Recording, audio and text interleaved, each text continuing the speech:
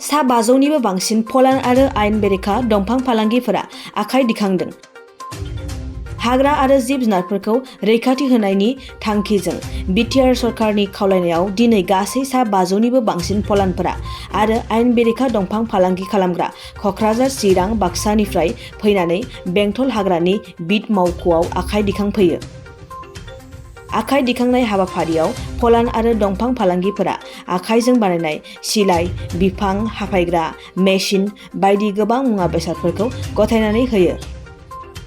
लोगोसे दिनैनि हाबाफारियाव बाहागो लानानै हाथियार गथायफैनाय फलान आरो बिफां फालांगिफोरनो बिटिसि सरकारा फिन सुंथा एबा थांनानै थानो हानायनि राहा खालामनानै होगोन होनना बोसोन होयो। बे हाबाफारियाव बिटिसिनि हाग्रा बिफाननि मावफुं सोद्रोमा रनजित बसुमतारी, मावफुं सोद्रोमा धनन्जय बसुमतारी, गौतम दासजों लोगोसे MCLA अमर बसुमतारी, जर'खा DGP LR बिश्नय, बिटिसि हाग्रा बिफाननि बिफान गाहाय अनुराग सिंह आरो UPLनि माखासे दैदेनगिरि मावथिफोराबो बाहागो लादोंमोन। माने बे जोंहा फरेस्ट डिपार्टमेन्टआ हांख्रायनायखाय जोङो सारेन्डार जानो गोनां जादों। नोंथांमोना मा खालामोमोन? सिगाङाव जोङो बिदिनो खस्थ' मस्थ' बिदिनो सिखारि मावोमोन। बिदिनो आङो गोबावा 96आव ओमफ्राय जादों आरो बेजोंनो न'खर सलायोमोन। बेजोंनो खस्थ' मस्थ' सलायोमोन आरो। सरकारनिफ्राय मा होगोन ना नोंसिनि थाखाय? सरकारा जोंनो दा 50,000 थाखा ओमफ्राय IBS न' होनो सिनायखाय जोङो सारेन्डार जानाय जादों आरो। न'खर सलायलांसै। उफाय गैला सलायनांगोन। जे सरकारनि आखायाव थाखाबायब्ला बेजोंनो धाप धुप सलायनांगोन बा हाजिरा मुजिरा बिदिनो मावनानै जानांसिगोन। दाथ' जोंथ' हाग्रायावबो सिङावबो हाबनो हाखाला आरो जोंनि नामाथ' गोजौआव थाखाबाय बे आरोखि। जेल जायाखै। जेल जानाय थाखाय। दिनैहाय गथायनानै माबायदि मोनदों? दा आङो गथायनायखाय आङो खोब मोजां मोनदों। आं गोसोआव गाज्रि मोनाखै आरो अराय दिन मालाबो बिदि जानो हाखाया नंनानै बे गोसोजों आंनि गोसो गोरबोजों माने आं गथायदों आरोखि। फैगौ समाव माबायदि जागोन सानो जेनेबा हाग्रा जिब-जुनार दाथ' हाग्रायानो खम जाखाबाय, लांदां जाखाबाय। दा हाग्रायानो गैखाला। बेराफारसे मिस्थ्रिफोरबो मायो दंस' जाखाबाय, हाग्रा गिदिर गैला, फिसा फिसा जाजोब्बाय आरो। मा मावनानै जागासिनो दा उफाय गैला आङो दा बिदिनो माबा मोनसे बिजनेस गेलेनोसै बिदिनो फायखारि फिसा फिसा मुला बायदिसिना लाफा बिदिनो थादुन थाइखा बेबादि मावनानै जानोसै आरो। सरकारनिसिम माबाफोर बुंनो गोसो जागोन नामा दिनैनि दिनाव? आंथ' सरकारनि गोजौआव बुंनो साहस जानाय नङालै। ना माबाफोर बुंनो गोसो जागोन जिहेथु नोंथांमोननो थांनानै थानायनि राहा होनायनि थाखाय माबा मोनसे बुंनो गोसो जागोन नामा? सोरखाराथ' जे गावसोरनो बुंखाबायबा राहा होनो थाखाय जों मानोथो बुंबावनो गावसोरनो बुंखागोनबा बे आरो। जों दा सरकारा मा आसा खालामनानै लेंहरदों जों सरकारनि आयेनखौ मानिनानै जों फैदों। सरकारा अनसुंथाइ जासिनाय हिसाबै दा माबायदि अनसुंथाइ मोनगोन मोना जों आसा खालामनानै फैबाय सरकारनि सायाव। बेयो सरकारा जाथिखौ नोजोर होनानै जाथि अनेक जाथिखौ जनगोष्ठीखौ नोजोर होनानै सरकारा जुदि जोंखौ आह्वान खालामबायब्ला जोङो आसा खालामनानै जों फैबाय। सरकारा जोंनो मा अनसुंथाइ होयो जोंनि गथ' गथाय फरियालफोरखौ फोथांनो थाखाय दा बेखौहाय जोङो आसा खालामनानै फैबाय। दा बेखौनो जोङो आसा खालामनानै थायो। नोंथाङा मा खालामोमोन सिगां? आङो सिखारि खालामोमोन। दा आङो 1995 सननिफ्राय आं बेबायदिनो सिखारि खालामोमोन सम सम आरो गायनाय बोथोराव आं गायोमोन आरो गायनाय सिजोना जोबोब्ला आङो बेबायदिनो सिखारियाव हाबफिनबाय आरो माइ हानाय बोथोर सफैब्ला जों माइ हाबाय। बेनिफ्राय माइ हानाय बोथोरा जोबोब्ला जों सिखारियाव थांफिनबाय। बेजोंनो जों परिबार फोथाङो। दा बेनो आरो। मा मावनानै जानो सिन्था खालामदों? दा जोङो बेजोंनो माबा मोनसे बेब'साय खालामनानै जानो आसा दङ सरकारा जुदि अनोब्ला। जिहेतु हाग्राबो जिब जुनाराबो जोबस्रांलांबाय बेनि हाग्रा जाफिननायनि थाखाय मा खौरां होनो सानो रायजो दा रायजो राजाफोरनो बेनो जाहैबाय जिब जुनाराबो सान्थियै थांनानै थासिगोन आरो जोंबो सान्थियै मोनजासिगोन सरकारनि अननायाव। दा बेखौ जोङो आसा खालामनानै दङ आरो। सरकारनिसिम माबाफोर बुंनो गोसो जागोन नामा दिनैनि दिनाव? सरकारनिसिमाव माबाफोर बुंनांगौआ बेनो जे जेरैबायदि सरकारा जोङो अनसुंथाइ जासिबाय जुदि बेखौहाय जोङो माबायदि मोननो हागोन जुदि मोनाब्ला मा जालांगोन दा बेखौहाय सरकारनि सायाव जों नेनानै थासिगोन।